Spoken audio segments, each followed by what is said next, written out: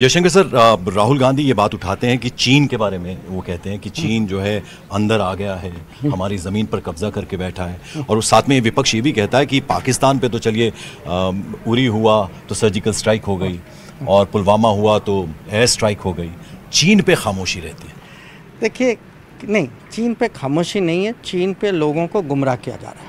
मैं आपको इसके 3 उदाहरण देता हूँ। ये कांग्रेस पार्टी और राहुल गांधी कहते हैं कि देखिए, चीन ने हमारे धरती में एक लद्दाख में एक पुल बनाया। अगर आप बारीकी में जाएंगे, ये पुल जो है ज़रूर बनाए। एक लेक है वहाँ पंगोंग सो जो है चीन ने 1958 में कब्जा किया था। फिर वो कहते हैं अरुणाचल में देखिए वो गांव बना रहे। अब देखिए कहाँ बना रहे हैं, जगह का नाम है लोंगजू। अब आप पार्लियामेंट के रिकॉर्ड में जाइए, ये जयशंकर को उस पर भरोसा नहीं करिए। पार्लियामेंट में पंडित नेहरू में 1959 में कहा है कि भाई लोंगजू जो है चाइना ने आकर कब्जा कर लिया है, हमारे हाथ से निकल चुका है। दो दिन पहले मैं देख रहा था, उनके स्पोक्समैन ने कहा कि एक शख्सगाम वैली में, आप जानते हैं काराकोरम के पास, वहाँ अरे बहुत बड़ी समस्या है कि चीन जो है एक लिंक रोड बना चुका है और उनको जो है अब वो सियाचिन के पास ये ले आएगा। अब ये इलाका कब गया आपके हाथ से? 1963 में, 1963 में। तो वो जो है ज़मीन ज़रूर गया है चाइना के पास।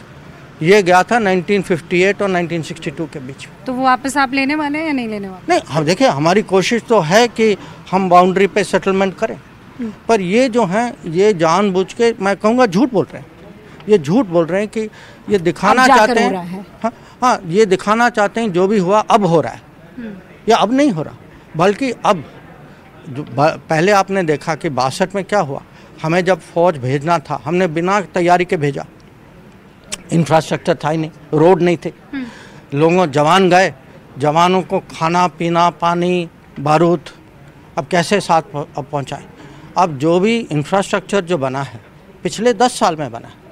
जब मोदी जी सरकार में आए थे उस समय चाइना बॉर्डर इंफ्रास्ट्रक्चर की बजट जो थी 3500 करोड़ थी, अभी 15,000 करोड़ थी। Are we at par with China? खासकर अगर No, I know we have to work harder because they keep improving, so we have to keep improving. अच्छा, मैं ये बता दूं, ये डिजिटल है और आजकल डिजिटल पर फर्स्ट पोस्ट की मैनेजिंग एडिटर पलकी बहुत ट्रेंड कर रही हैं। इनफैक्ट पलकी हमारे साथ यहाँ पर मौजूद है। नमस्ते।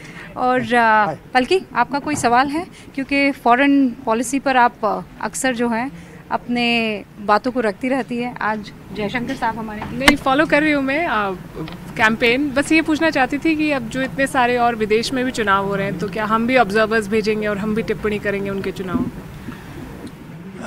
हमारे यहाँ ना अलग अलग पॉलिटिकल पार्टीज़ के लोग आए हैं देखने के लिए और समझने के लिए, और मुझे लगता है उनका जो इरादा जो है सकारात्मक है और हम भी उनको वेलकम करते हैं। मैं हो सकता है मैं अगले कुछ दिन उनसे मिलूं।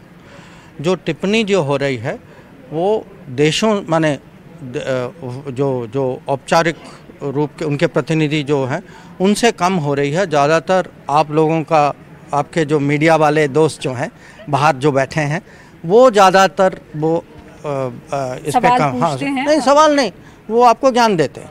जैसे मैंने कहा ना, कहते हैं आपका मशीन ठीक नहीं है, आपका सिस्टम ठीक नहीं है। वो तो कहते हैं कि गर्मी इतनी है, तो वेदर से लेके मशीन से लेके हर चीज़ पे कुछ न कुछ करते।